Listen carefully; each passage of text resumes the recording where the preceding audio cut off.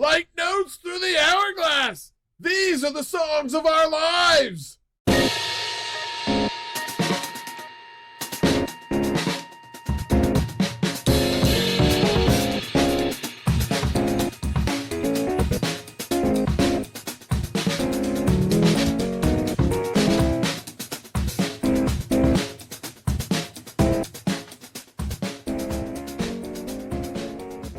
Welcome to the latest episode of Songs of Our Lives. I am Brad Rose. I am a writer, a musician, a composer, an artist, a whole bunch of other things. I am the founder of Foxy, Digitalis, and I think about music and sound probably far more than is healthy. Each week, I invite on a guest and talk to them about what makes them them, but through songs that have meant a lot to them, basically. This week, I'm really excited to have Marc Masters, who is a writer, an author, a podcaster. He's kind of what I think of experimental music writers. He's often the sort of first name that pops into my head. He has just written a book called High Bias, The Distorted History of the Cassette. It is out now. It is exactly what it sounds like. It is a history of the cassette in a book. So, hey, and it's really good. It's really interesting. I really enjoyed it. And he also released, which is really cool, a tape compilation that's music from the book, because in the last chapter he talks about like current tape labels, and so each of the labels he talks about gave him a song from their catalog, and he put it on a compilation, and you can get that off of his Bandcamp, which I have of course linked in the show notes. Beyond that, there's even more. Can you believe that? There's even more. He has a podcast called the Music Book Podcast, which is it's about music books, and he talks to the authors basically about how they wrote their books. So less so much about what is in the book, but how they wrote it, which I think is so fascinating, especially for the books that I've read, to hear how it kind of came to be. I've really, really enjoyed that. And last but not least is the Spindle podcast on wastoids, which he and John Howard, they do it every other week. They pick a 7-inch, they talk about it. It's a lot of good fun. So Marc's a super busy guy, which makes it even more amazing that he took the time out to talk to me about all these songs. So we did this on Zoom, had a great time. I hope you enjoy it.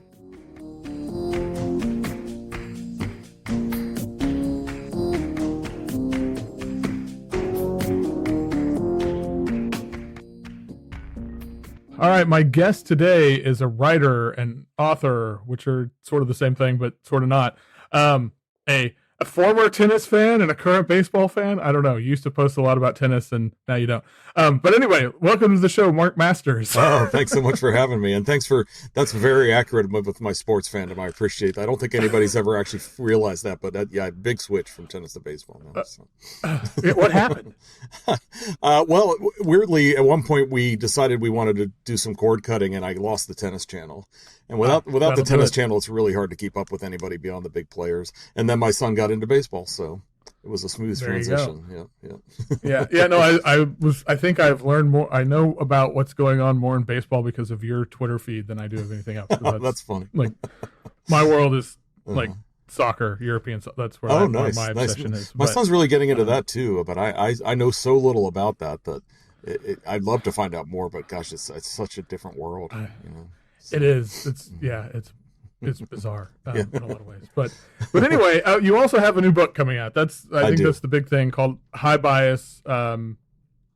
Is it music? What is it? Just High Bias? Gosh, it's called High Bias, the distorted history of the cassette tape.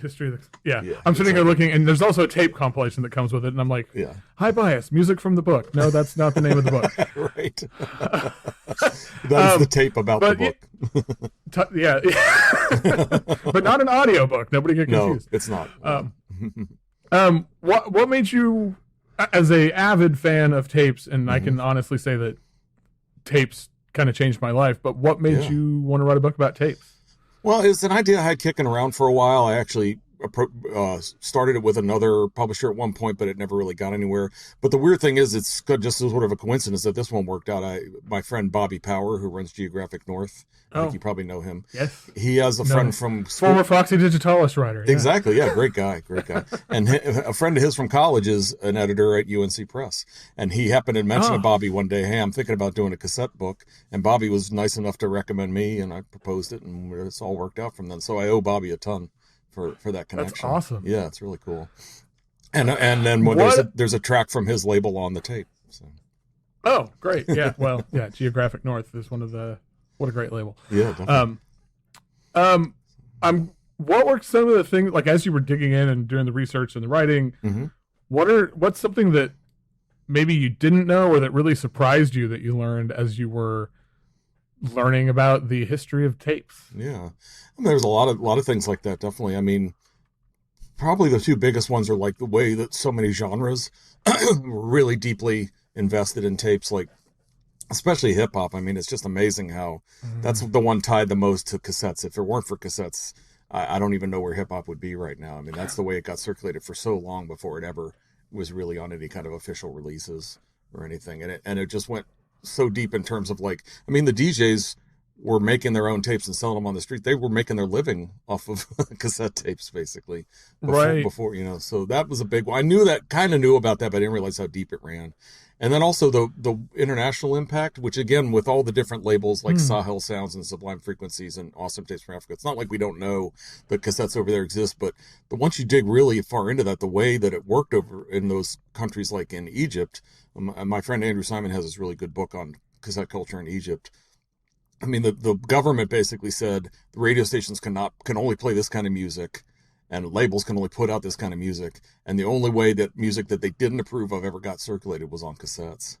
And so, like, wow, yeah, a lot of artists who never would have recorded for cassette, and a lot of music that never would have gone anywhere only exists on cassette in some of these countries. So I thought that was pretty awesome. That's really awesome. Yeah. Yeah, that's really cool. Yeah, for me, it was, I remember I had my first tape label in 1994. And it was bad. It's funny. I kind of comes full circle because it was a vanity label where it was just me and my friends and all our projects. Right. And now the Jewel Garden is kind of me and all my friends and all our projects. Right. But I remember the first time, like, getting a tape from a tape label. I think it was Union Pole, actually. Oh yeah. And realizing, oh my God, you can just do this. Right. Like, you can just have a record label and put out music. Right. You don't need any. And so, yeah, I love tapes. Yeah. I mean, that 90s were such an awesome time for tape labels. And, like, at one point I was like, I'm going to get everything on Shrimper no matter what it takes for me to find it and stuff. And there were certain tapes like that. And those labels, especially Shrimper, but like Union Pole 2 and a lot of those, they took advantage of because, like, it was music made for cassette in a lot of ways. It wasn't just the convenience of being able to put it out that way. It's like you needed to listen to that stuff continuously, you know, without breaks, without picking up the needle and stuff, you know. So that was a great heyday for it, for sure. Yeah, Shrimper is one of the most formative labels of like Foxy Digitalis doesn't exist without Shrimper. Yeah, a lot of things don't, definitely. Yeah, and and you know, that's one of those labels. It's amazing it's still going. Oh yeah, it's incredible. And, like, I mean, there's such cool people. Yep. Yeah. What? So not only you've written this book, and when it's out officially on October 3rd, but really, I mean, if you order it from anywhere, you'll probably get it before then. Although by the time this airs, it might be right around then anyway. But either way, October 3rd. Let's say it's October 3rd. It's release date because that's what it's supposed to be. Perfect. And you've also, I also wanted to quick mention too, because you've got a podcast, the Music Book Podcast. Can you just talk a little bit about that? Sure, yeah. So this is just a podcast where I talk to, each episode is one author who's written a book about music, usually relatively recent, but I've done some older ones too. And it's focused really on how books get written, not as more so than the content of the book, so that we talk about both. But I mean, in the process of writing this one, and then also reading some of my friends' ones, especially, I don't know if there's this book by Eric Harvey called Who Got the Camera, that's about rap music and reality TV and the intersections between them. And that sounds really interesting. It's an amazing book. And when I was reading it, I was like, how in the world did he put this together? And I started thinking about, well, I should just call him up and talk to him because we're friends. Yeah. And then I realized, well, this is actually kind of an interesting question for anybody who's written a book, because there's so many weird stages to it. There's so many decisions you have to make. So that's what that podcast is all about. Yeah, I love that. I'm a big, I find process really interesting, like hearing how people get, because, you know, I mean, with all of these things, you see this finished product and it just feels like it's this fully formed thing. And it's like, gosh, the way it gets there. And, right. Totally. And especially how different everybody's process can be too. I think you can, I mean, I've learned a lot just from myself of like, oh, Mm. I'd never thought to do a thing this way. That's really good. Yeah. Yeah. There's all this kind of weird questions that come up that way now that I've started doing it. Like my friend John Lingen wrote this Creedence Clearwater Revival bio, and he talked to everybody but Fogerty, who there was enough stuff out there about, but he talked to all the other band members, but he didn't include a single direct quote from anybody. So that was like one of my first questions to him. How did you come across this decision? And his whole idea was, I didn't want it to be this thing about a bunch of old guys looking back on their time. I wanted it to feel like in the present moment. So I just interviewed them to get information about what was happening, but I didn't want it to be like this retrospective book, which is really interesting decision. So stuff like that always comes up, and I find fascinating. See, you know? I love that kind of stuff. Well, I hope people check that out too. Thanks. But why we're here to talk about songs. So cool. I suppose we should talk about some songs. I'm a big fan of songs. Good. That's it would be weird if you were like, no, I don't really care for music. Let's Exactly. if you told me that out of like anybody, I'd be like, wow, okay. Right. Yeah, no, someone held me hostage and said, you have to write about it, but I don't like listening to it. Right. I've been doing it for a long time because you've been writing. Yeah, exactly. With that though, what is the first song that you remember? I was racking my brain on that one. I think it had to be the theme from Sesame Street. That's the first real, because my first memories of sort of recognizing music as something that people make rather than just something that was coming in my ears and I didn't know what it was is all the stuff on Sesame Street. And I think it had to be the theme song, which is great. I still love it. And then all the amazing musical appearances they used to have on that show, which again, I didn't really quite understand what was going on. Like, right. I mean, there's that clip of Stevie Wonder doing Superstition on YouTube. That's like, I think I saw that when it happened, but man, I had no ability to comprehend how insane that was happening. I know. How amazing it was. I was thinking about that when I saw this and was kind of going back because Sesame Street's a very early memory of mine too, and and I don't like have specific memories of those music guests or performances, but then I always wonder, I'm like, did that subconsciously impact me, like leave a mark? Oh yeah, I'm sure it must have. Yeah, I'm sure it did with me too. I mean, I feel like I can't really trace it logically, but I'm sure once I started getting into music, that having seen the stuff that happened on Sesame Street definitely formed some of the way I approached, listened to it and heard it and understood what it was. Yeah, it's amazing. Yeah. I never want to be to those like, oh, the good old days people, because I don't believe in any of that. But right. There's some things that existed like when I was a kid, and because I'm guessing we're around the same age, and that my daughter has a very different experience, and I think about that all the time. Yeah, my kids do too. Totally. Yeah, and it's something crazy about like music that you heard first, some of the first music you heard when you were a kid, the way it rang something in your brain that always, like if I hear that theme now, it's still, I can still have some kid memories just from hearing it, which it doesn't necessarily happen with like pictures sometimes maybe, or reading about things, but music, it just like rings a bell like crazy, Yeah. That was as soon as I put this on, I was listening to it the other day. It just took me, like, it was just immediately transportive to this, and not to a specific thing, but to this very just general kind of feeling. It was It was kind of nice. So. Yeah, totally. Do you think of yourself as a crier? No, I don't really. I mean, not really. I mean, here and there, but it doesn't seem to happen with me that often. What is a song that does make you cry? Yeah, that's an interesting one. I don't really, when I thought about that, I haven't really remembered crying to music a ton. I get maybe a little dewy or teary kind of. Sure. But it did kind of remind me of, in the process of doing this article I was doing about that Bill Callahan, Bonnie Prince Billy collaboration, and they do a version of The Wild Kindness, the Silver Juice song, with Cassie Berman singing on it and stuff. And when I first heard that, I was like, this is awesome. It's really cool. I didn't necessarily have an emotional reaction right away, but then when I talked to them about it and the process of deciding to do that song and having Cassie on it, it did give me a little, I got a little misty over that, because that song's amazing. Berman's amazing. Everybody involved in it's amazing. And they had David Pajo do a guitar solo there where Malcolmus had done the guitar solo before. And it's completely different, but it's also completely Pajo. And his whole story, I mean, sometimes I get a little weepy just thinking about him because all the things he's gone through, and I feel like he's not nearly appreciated enough for the music he's made. And so that the kind of the swirl of all the history there, I could say that's one that sort of makes me cry. Yeah, no, that's a great pick. When that came out, I knew the Silver Juice song, but I love Berman, I love Callahan, but Oldham was like I always associate those three like as this sort of totally together for obvious reasons, but Oldham was the one I still remember I bought. I think it was the second Palace record. There was a record store down in Oklahoma City. I was maybe 16 or something. I knew nothing about it. I just thought, I was like, oh, Palace, that's interesting. Yeah. And then I remember You Will Miss Me When I Burn. I was like, that is a cool song title. I don't know what this is. I'm going to buy it. And awesome. I've been kind of like, I've been in love with Will Oldham ever since. And so like, I love when stuff like this happens where these kind of forces combine and it feels there, like, cause there is like a sadness to it. And it also feels like this beautiful sort of celebration of him and who better to do it than like those two guys in Cassie. Totally.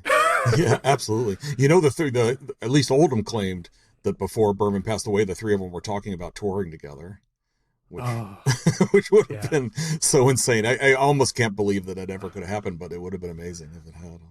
Wow. Yeah, that's awesome. I love it. And the video is so much fun. I love the video. Yeah. Yeah, I mean, in a weird way, that video makes me feel more emotional than if they had done it like really seriously. Like the humor of it matches kind of Berman's humor, and it's still very much a tribute to him too. And it's awesome. Yeah. Well, kind of maybe conversely, what is a song that always puts you in a better mood? Always put me in a better mood. Yeah, God, there's so many like that, but a little after sort of everybody was talking about him, I started getting into Syl. I think it's Syl Johnson, right? Syl, yeah. Rob Hatch-Miller had made that movie about him, and Numero had made the box and all that stuff, and I just sort of, it was in the consciousness, but I hadn't really gotten into him, and maybe a few years later I got the box and that singles collection and stuff, and Ode to Soul Man. I mean, pretty much all of his singles pretty much make me feel better, but that one always just like the kind of crazy energy of it, and I mean, it just moves so fast and so much happening on it, and he's so in control of all of it, and it's just like it makes me just sort of feel like good about not only life but like the music can do. What he was able to do with it is like amazing. Yeah, God, that song, the guitar playing on it just it's in constant mode. It's so like you said, it's like it feels almost chaotic, but it's totally in control because it's so quick. And I really love the horns on it too, and how they're kind of like buried in there, and then but every once in a while kind of rise up, and it's this like triumphant, almost anthemic kind of thing. And they're like perfectly precise and sharp, even like when everything else is kind of chaotic around them and stuff. It's really awesome, Yeah, and I'm not a big dancer or anything, but this song always makes me want to just get up and move too. Totally. That groove is so good. Yeah. Syl Johnson's incredible. Yeah. I mean, with stuff like that, I think it's a little ridiculous because I'm not an expert in either of them, but I'm almost willing to say he was able to almost outdo James Brown sometimes, which is a little bit, but most people would probably laugh at me saying that, but like a song like this, I feel like is so filled up with stuff more so than any of my favorite James Brown songs, which I love a ton of his stuff too. So it's not a competition, obviously, but like, it's just sort of amazing to even think that he could be in that category. For sure. That's a great pick. It's funny too, like whenever I've been doing these episodes and I get people's lists, and my brain starts turning like, I wonder what this is for. I bet maybe this is for, and I'm usually wrong 95% of the time. But this is like one of those songs. It's like you could pick this for like 3 or 4 different things. It would totally make sense to me. Which speaking of, this another category I think it could fit for is what is objectively. And we all know how I think, you can be objective about this question. What is objectively the the best song of all time, Mark? You know, the Masters? funny thing is that was the easiest one for me to answer. It's Velvet Underground, What Goes On. That's the best song of all time. Well, there you go. Yeah, I mean, I've known that. It's one of the few things I've known since I was a teenager. That's the best song of all time.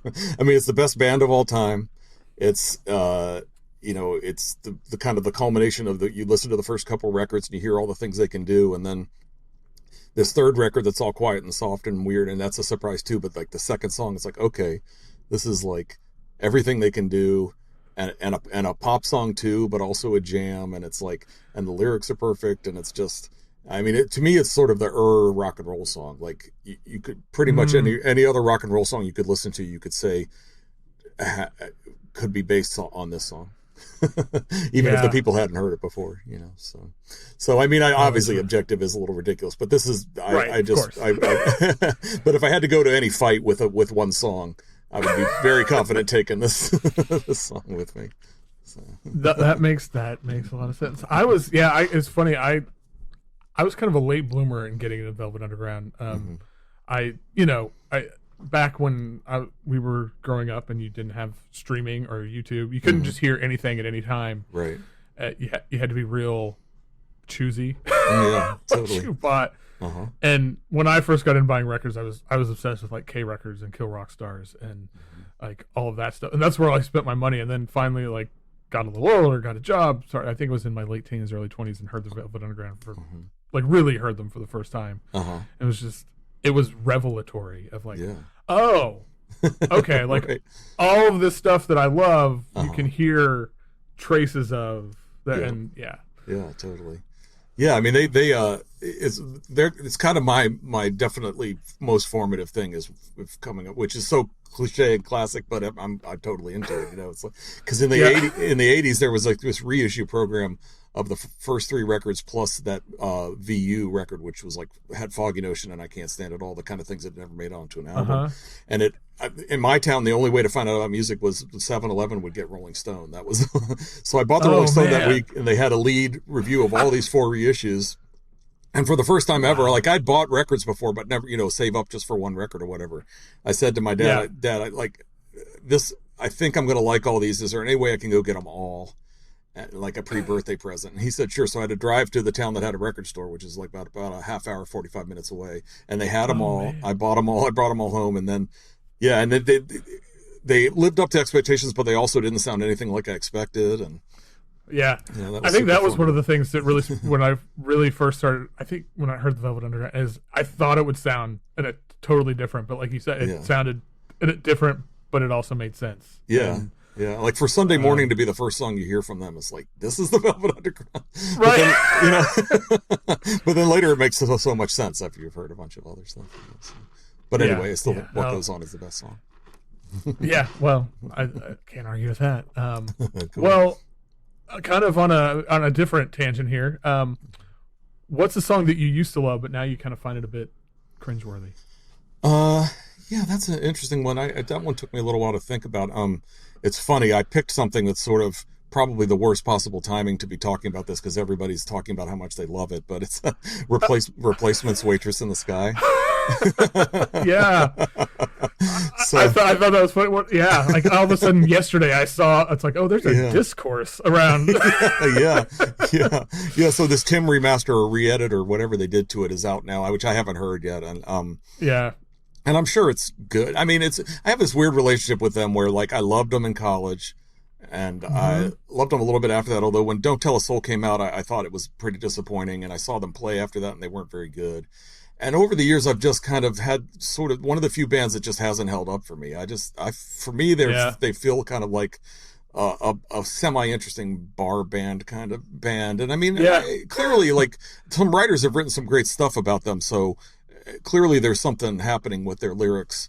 I'm not going to say that objectively they're bad. They just don't click for me anymore. And this is one that I remember because, thinking at the time it was so clever and funny, calling a stewardess a waitress in the sky. And, and I read Elizabeth Nelson has an article about them in the New Yorker this week that even says he was writing this from the perspective of a jerk who his sister, who was a stewardess, had met on a plane and treating him like that. So, I understand, but still it's like, I don't know.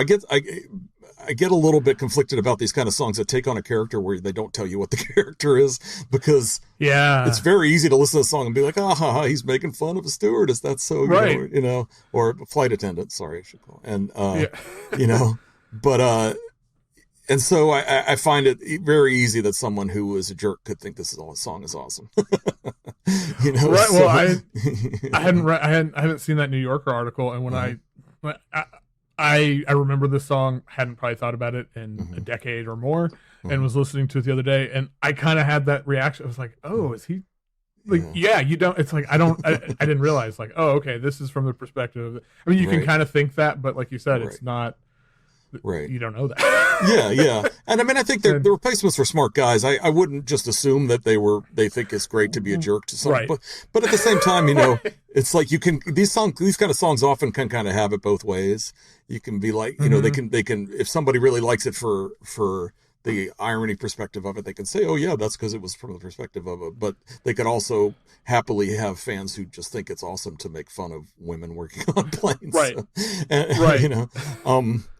But anyway, I mean, I'd be willing to give them the benefit of the doubt most of the time, but this is one of those kind of songs where I do remember loving it, and now that I listen to it, it doesn't do much for me at all. And that's true with a lot of their catalog, weirdly. I don't know exactly what happened with them and me. I guess they don't, musically, they're not super innovative, and the whole kind of we're drunk band kind of I don't know, it just doesn't work for me anymore. No, I mean, that makes sense. It's funny too, and I never, and this is a me problem, but I never now, like I listened to this the other day and a couple times, but now I just keep having Spirit in the Sky stuck in my head. And like, I had never made that sort of super obvious connection between these two songs, but anyway. Which that's a me problem. No. I mean, I think that's partially intentional there too. I imagine it was, which, I mean, I would hope. Yeah, exactly. So, but anyway, I'm not here to bash the replacements. Just personally, I just have found them to have dropped for me, and this is kind of an exemplar song of one of the songs that I used to love, and I'd be fine not hearing it again. Right, I hear you. Well, kind of maybe that's it's not the opposite of that, but like a 45-degree angle. What's a song that most people like hate or don't like, and whoever those people are, you can make your own context. Right. But you love it. But you love it.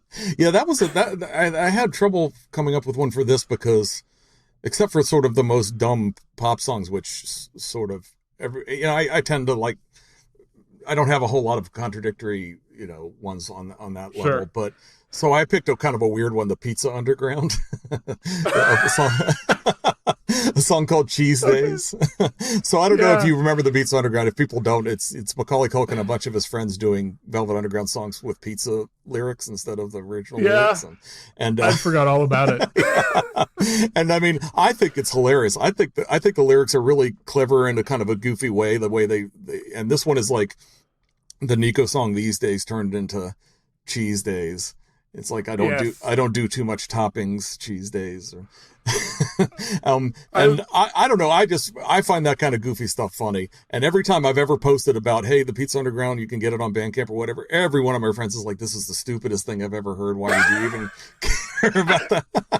Which weirdly makes me like it even more, because I'm sure that's what they wanted people to think, that this is the stupidest. I mean, clearly they don't think this is some kind of smart thing that they're doing. So right. Yeah, I think that's a great answer. I remember when I first heard it, I thought it was hilarious too. And it's such a level of absurdity that for me, it's like I have to appreciate it. Yeah. And I mean, it's Velvet Underground song, so it's like, I mean, so the songs they're good, and and they're doing them in a way that sounds like they like them. They're not trying to. I don't think it's like they're trying to make fun of the band or something. I think they really like it. I just think that they decided but it's also kind of a funny commentary on how many people have covered the Velvet Underground and how many people have sort of worshipped them and stuff. And it's like, we're going to do it too, but in this just ridiculous way. And I looked yesterday when I was coming up with this list, and then their stuff is still up on Bandcamp for Name Your Price. So if anybody's interested, you can go get it for free. For it. I was watching it on the whole thing, the demo or whatever's on YouTube. I mean, everything's on YouTube, and that's right. It really was great. And at the beginning of the video, I don't know if I'm assuming they didn't. Actually, I'm not assuming they didn't post it, but it's the beginning of it is the clip from Home Alone, Right. of Macaulay getting the cheese pizza just for myself. That's awesome. Perfect. Oh man, that would be amazing if they had done that themselves. That would be cool. I know. I hope they did, but I don't know. It wouldn't surprise me if you told me. Oh no, it wouldn't surprise me either. All right. Completely changing speeds here. Which, Okay. if your answer was cheese days for this next question, that would have been unbelievable. But what is the most romantic song? Yeah, that's an interesting one too. It's funny. I've never had a super like relationship to music in terms of romantic. Like I've never like been one of these people that wants to play a song for a girl or play a song that's like our song or that kind. And I don't have anything wrong with that. I've just never been. So when I think of romantic songs, I don't know. I sort of don't know how to define that. But I figured Patty Waters' "Black is the Color of My True Love's Hair." I mean, there's no way that her singing isn't romantic. even as crazy as it gets. I think the crazier it gets, the more romantic it is. It's such a siren that she is. Yeah. So I mean, I think there's a lot of romance happening in that song, even though that's not necessarily what people would think of first when they hear it.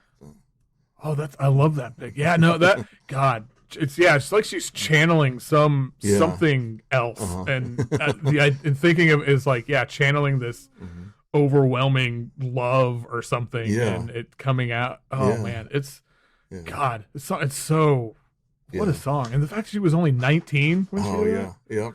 Yeah, it's one of those legendary things that really holds up. Like I heard a lot about it before I ever was able to find the ESP version of it, and like, okay, this is even more insane than I expected. And then this was from like Byron Coley calling it the greatest thing ever or whatever. It still was even better than I thought. Yeah, nothing could have prepared me for hearing it for the first time, and I think even I had heard like traditional versions of this song, right? And then to hear this, it was like, whoa. yeah. And I mean, so I don't know exactly how to sort of explain how it would be technically romantic, but there is just something, the listening experience can be a romantic thing when you listen to this piece for sure. Oh yeah, no, I think that makes perfect sense. Cool. Well, what's a song that changed your perspective on an artist? Okay, whether good or bad. Yeah. There's so many good examples of how that could work, but I kind of my somewhat recent memory of something is the guy's Das racist, so Rainbow in the Dark is a song that changed my perspective on that. So they came out with combination Pizza Hut and Taco Bell, which I liked, but I was writing a lot for Pitchfork at the time that came out, and everybody was going crazy on the Pitchfork staff over this. And I'm like, this is funny. It's cool, but it's like, it's very, very one note. Yeah. I'm like, this sounds like a novelty song, which I think they meant it to, but it didn't occur to me that this is a band that would have a whole lot of other interesting stuff. But then I grabbed the mixtape that one was on, and I'd kind of fallen out of listening to a lot of hip hop and rap sort of in the 2000s and stuff. And nothing against what was happening. I just got too involved in experimental music and stuff. I just didn't have time for everything, But this, I figured because everybody I knew was talking about it, this might be worth listening to. And then Rainbow in the Dark, I think, is like the second song on that mixtape, and it's just got so much going on lyrically. They're just such incredibly clever lyricists. And then the rest of the mixtape is just insanely good. And it's all so much more complex than the Pizza Hut thing, although I love the fact that they got known for the least complex thing they did. Because it does give you a sense of who they are and everything. But I was just sort of blown away by how much more there was to that group. Yeah, I had kind of a similar experience because I thought the Pizza Hut, that was the first thing I heard too. So I just thought it was this joke thing, and I was like, whatever, it's fine. And then, but then when I think it was this or something else from the mixtape, and realized like they're really good at like they walk the line between where they're funny but really clever and just really good. Oh, totally. And it's a really hard. That's like a really hard thing to get. It definitely is to find that balance. Yeah, and they also often sound like they're somewhat extemporaneous, which I'm sure they're not. I'm sure they wrote their lyrics, but their style is so good at being. It feels stream of consciousness in a lot of ways, and so then when they do a clever rhyme or turn a phrase or whatever, you're like, wow, Right. where did that come from? So pretty amazing. Yeah, and they're like the production and stuff, like the music part of it's really good too. Oh, totally. It's just all really well done. Yeah, it's one of the big bummers for me that they weren't able to stay together much longer. Although they might have sort of burned bright and who knows where they would have gone from those first couple mixtapes. But they're all amazing. They're really incredible. Yeah, no, that's a great answer. Cool. What speaking of great lyrics. Mm-hmm. What are your favorite lyrics? Whether either an entire song or just a single line? Mm-hmm. Yeah, I mean, the single line that always comes up for me whenever I think of it, that kind of really pushes the right button for me is so it's in Agitated, the Electric Eels song, right at the end. So he's just been talking about how I'm so agitated, I can't get unagitated basically the whole way. And then at the end he goes, and sometimes I think I'd be better off dead just like my cousin Fred, which is, I love the fact that he's introducing a character we haven't heard anything about at the very end of the song. No idea why his cousin Fred is dead. Did he kill himself? Right. Was it an accident? He wants to die in an accident, and yeah.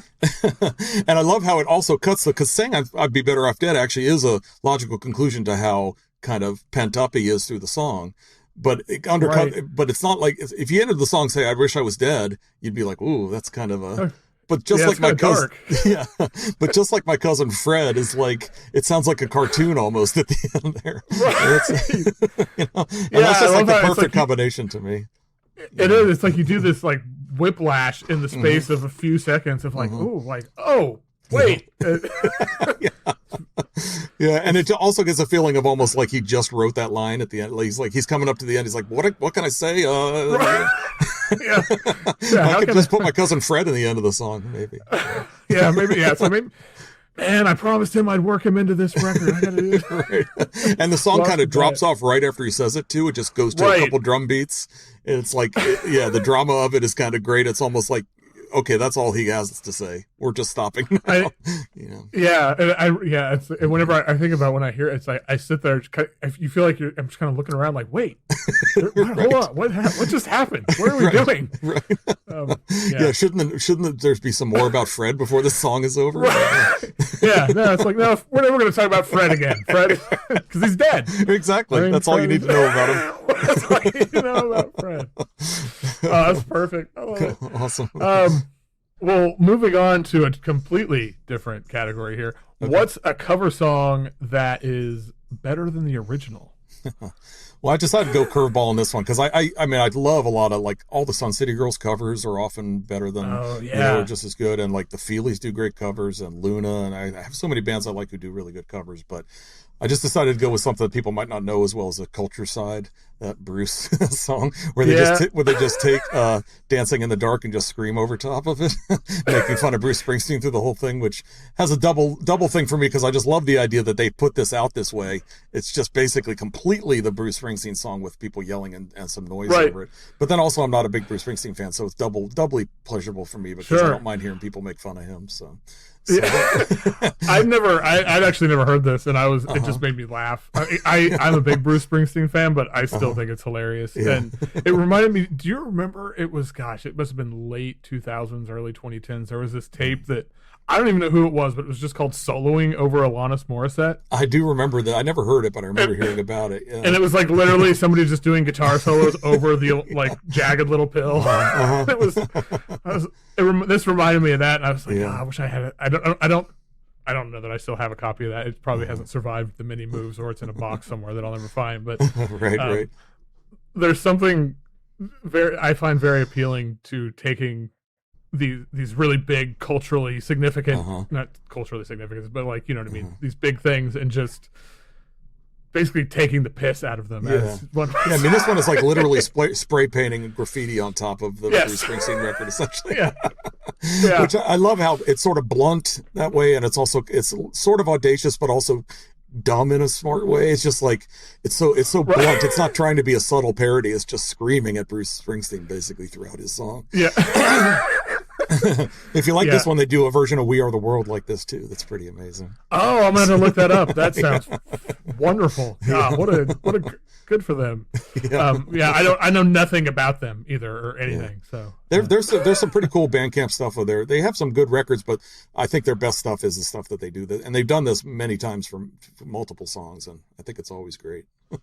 Awesome. Well, I'm definitely gonna have to do some digging. Yeah.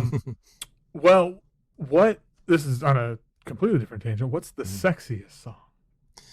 Yeah, that's an interesting one too. I had trouble kind of coming up with one there because I don't. It's funny. That question made me wonder: have I ever really thought of songs as sexy per se? But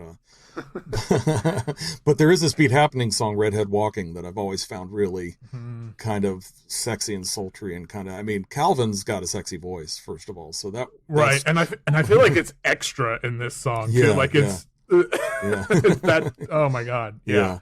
Just the way he's describing this woman and the way he's kind of intimidated by her and amazed by her and stuff there's a lot of sexiness there, and the beat and the way that they kind of strum out the song. I mean, it's got sort of, I don't know, it feels almost like catwalky, like the way the shuffle of it, and I don't know. It's just always, it's been one of my favorite songs of theirs for a long time, and one I don't think people think of as much when they think of best Beat Happening songs. So, and it just, are you a big Beat Happening fan? Oh, absolutely. Yeah, definitely. I loved them from the start pretty much. And and they were real formative for me. Oh yeah. That's awesome. Yeah. I mean, it's funny because when I first heard them, a friend of mine who was really into kind of twee and kind of, that kind of indie pop, which I was sort of more of a noise rock guy about that time, Amphetamine, Reptile, and Touch and Go and stuff. And she liked him, and I'm like, okay, so this is going to be another kind of Sarah Records, which I love all that stuff now, but at the time I wasn't so interested in. Sure. But then I heard Calvin's voice. I'm like, okay, this is something really different. And then some of their songs almost sounded like the Cramps or something, like some of these kind of beats. And they were very surprising to me once I actually heard them. Yeah, it's fun, as much as I think they were pretty formative for me, because when I was in the whole K Records thing, I think like when I was getting I actually heard the Halo Benders before I heard Beat Happening, because I think God Don't Make No Junk had just come out. And I was like, oh, this is the new thing. And I think I actually heard that before I ever heard Built to Spill too, which is kind of funny. And Calvin's voice was just immediately just kind of whoa. And then went back through their whole catalog, and I love all that stuff. And I feel like the tone of his voice on this song just feels even more like resonant and just it adds to that sexiness. I'm with you. Yeah, totally. I mean, if you go back and look at some of their old concerts on YouTube and stuff, his performance style too is just sort of like he stares right at people, and he's very, it's got this whole kind of sexual confrontational kind of thing, and not in a violent way, but just sort of like he's very, very attractive guy. That way. Yeah. Did you ever see the episode of Cops that they were on? No, I've seen clips from it. Yeah, I forgot. I totally forgot about that. That's funny. Getting pulled over in their tour van, right? Right. Yeah. That's crazy. That is so wild that happened. I know. It was like an urban legend for the longest. I don't think I saw it until late, like once YouTube existed, and because that was one of those things you heard about. And, oh my God, they were in Cops. How would you ever see that? I don't know. Yeah, exactly. Aired once. It's never going to be on again, probably. Yeah, right. Crazy.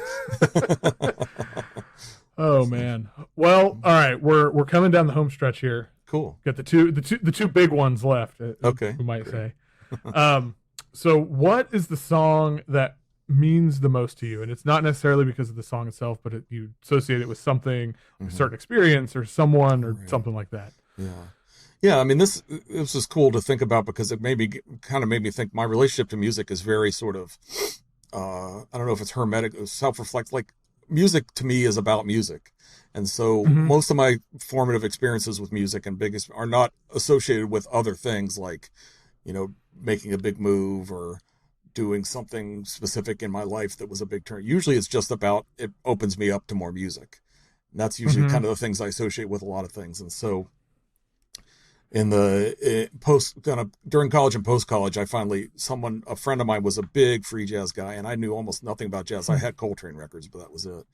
And he sort of started showing me all these different kind of avant-garde things. And that Eric Dolphy Out to Lunch album Gazzalone, the song is in particular, Oh my just God. sort of like cracked my mind open in terms of like Yeah. what jazz could be. And the weird thing is, I don't think any other jazz I've ever heard sounds like that record. No. But it just, and that's why it was so kind of important to me. I'm like, wow, this can be almost anything. Like, this is like the weirdest sounding thing.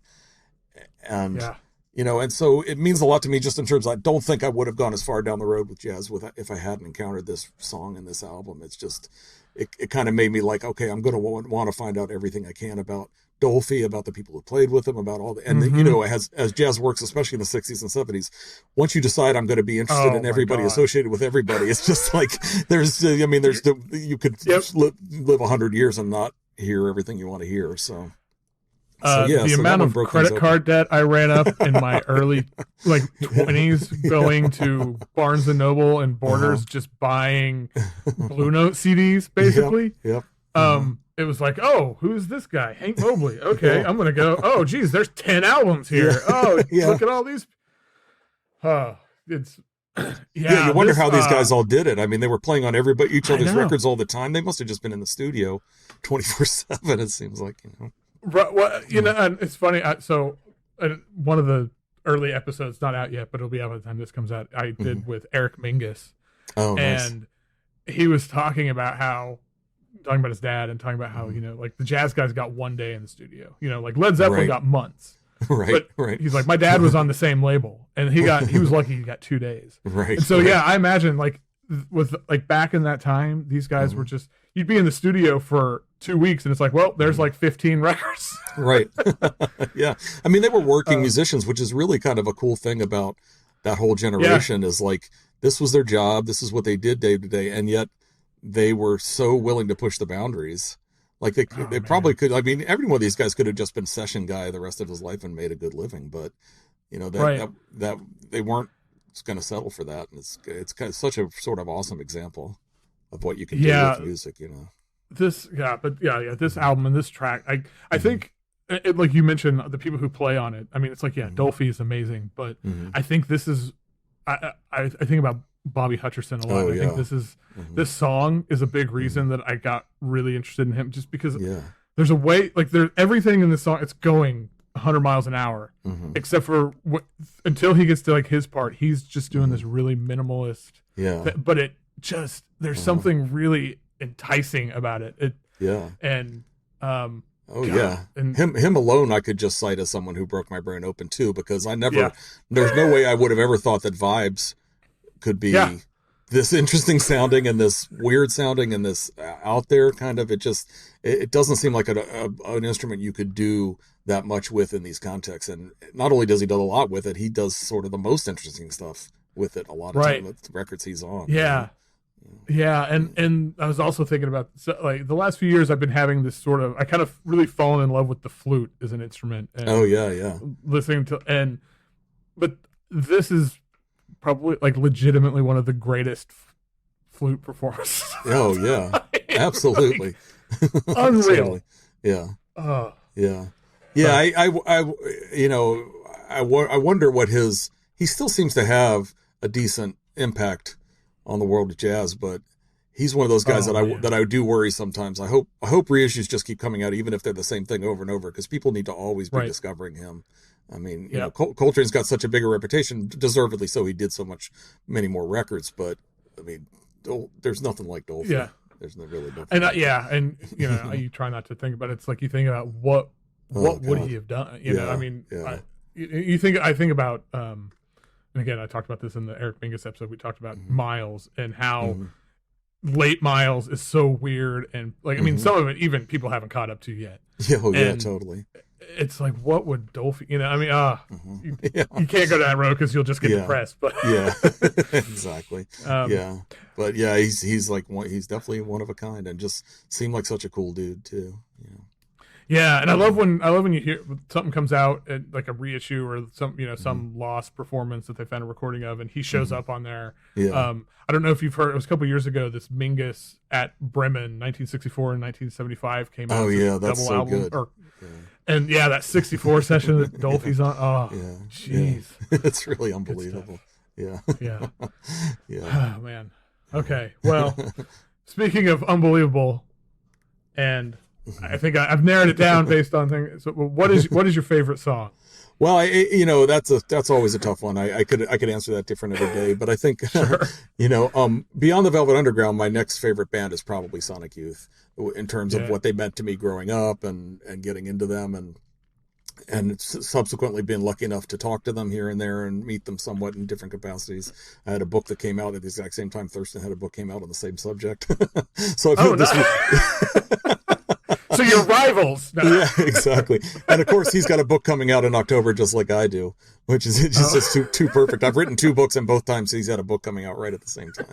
But this one is not at all his has got a memoir that's really great. It's really worth checking out. But but anyway, it's Sonic Youth Catholic Block, which even with Sonic Youth, I don't know if I could narrow down. Like I was thinking Expressway to Your Skull, I was thinking Tom Violence, I was but Evil and Sister are really the pinnacle for me of them in terms of my relationship with them.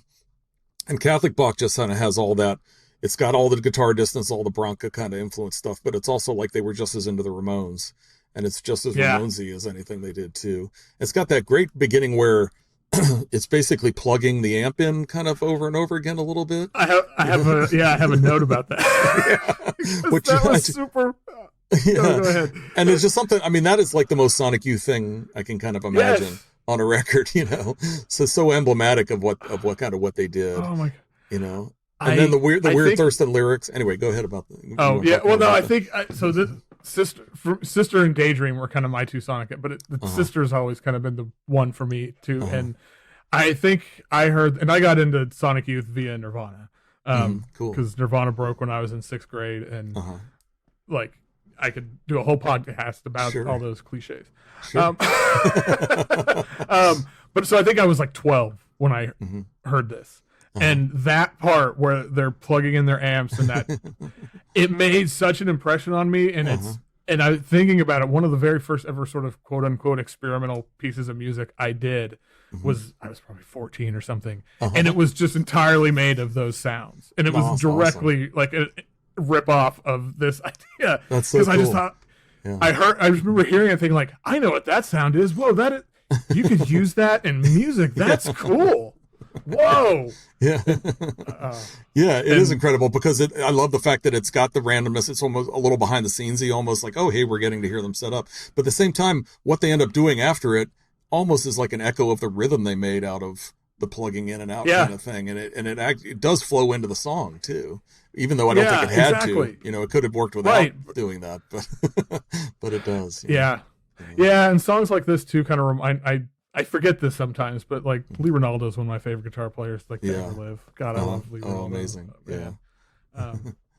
What a great song. Yeah. What a great song. What a great album. Yeah, it really shows what Steve Shelley brought to them too, which I love the Bob Burton, Richard Edson versions of the band, but Steve Shelley, like, he could play a punk song. And man, that really helps that song. Yeah, no, I love this song. It was really fun having, because I don't know, I hadn't listened to this in a while, and I just started listening to this. I was just like, okay, I'm just gonna listen to the whole album. And then you remember, when you haven't listened to something that like this that you've loved for so long, you haven't listened to it for a while, you hear it again, and it just reminds you of, it's like, oh man. Well, actually, sometimes you listen to it, you're like, I really love this, but no, with this it was it was just this is great. That's cool. There's also a cool thing, when they got onto Matador was doing this thing where if you pre-ordered albums, they would send you these extra things like demo things and stuff. And when the Eternal came out, one of the things they included was this demo version of Catholic Block with no vocals. It's just them jamming on the riff, basically. Yeah, and you can find that on YouTube. And that's awesome too. Yeah. That's always one of my like, a lot of my favorite songs have that in common, that like the vocals are really integral and really essential and the lyrics are great, but also it's just a great jam too. So if you strip off the vocals and just listen to the jam, it works that way as well. Yeah. That's so true. Yeah. They have so much stuff like that. I mean, that's just a testament to how good they are. So, or were, I should say. They're not right. Anymore, unfortunately. Well, that's a great place to stop. I appreciate so much. So that was so much fun. The book is out October 3rd. Yep. And there's a tape compilation that you can get on Bandcamp. It's sort of soundtrack to the book, kind of, not really. Yeah, it's kind of it's basically music from the last chapter of all the current labels I talk about. I had a bunch of them each give me a track from their catalog. So it's a compilation Perfect. of good current music. Yeah. Oh, that's awesome. And the music book podcast is, how often does that come out? Like every other week or so? Every 2 weeks. Every 2 weeks. Every 2 weeks. A new one just went up this morning with Leora Phillips wrote a book about South African popular music for that 33 1/3 genre series. So I talked to her about that one. So that's up right now. Yeah. Yep. So. Yeah, every guest you've had, I'm like, geez, my book stack is already out of control, but I'm just like, there's a couple awesome. I already read the book. I was like, oh, thank God, I don't have to. Could I do one more little plug? Absolutely. I actually happen to have another podcast, if you can believe it. It's called The Spindle. It's all about 7-inch records. It's part of this. It's part of this thing called Wastoids out here in Phoenix, Arizona. That's like a multimedia site and has a bunch of different podcasts on it. And a good friend of mine and I just talk about a different 7-inch every other week on that podcast. Awesome. So if you look for either Wastoids or The Spindle on any podcast service, you'll find it there. And I think it's pretty fun. And we keep it short. It's always a half hour or less. So. Perfect. Oh, that's great. Yeah. Cool. And I can believe you have 2 podcasts. I have 3. So 4. Right. God. It's fun. They're fun. They're fun to do. Yeah, they're fun. To do. You just get to talk to people about cool stuff. Yeah, what exactly. What you want to do? Exactly. All right, Mark. Well, I appreciate it so much. Everybody, get the book, listen to the podcasts. Thanks. And thanks again. Yeah, thanks so much. I had so much fun talking to you.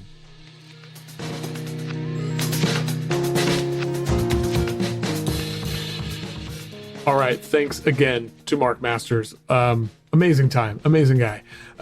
It was fun, and I loved some of his answers. Learned a lot about him, and even about music stuff. So check out the book, High Bias: The Distorted History of the Cassette Tape, out now. Check the show notes. You can find all of his stuff, music book podcast, etc., etc. As for me, thanks for listening. You can of course find me all over social media. Just look for Foxy Digitalis. Send me an email. Send me a voicemail. Join the Patreon if you really like Songs of Our Lives and you like what Foxy Digitalis is doing, maybe more generally, want to support the cause. $5. You get these episodes a week early, and each episode has basically an extra exclusive Patreon section where there's a couple more questions, a little more conversation. It's just beefed up, but it's even more fun, if you can believe it. That's where we stick the juicy stuff. Yeah. And also check the show notes because you can find a playlist of all of Mark's picks and listen to them and form your own opinions, right? Anyway, that's a lot to do. So you should stop listening to this episode right now and go do something else. But one thing you should definitely do is listen to whatever the hell you want.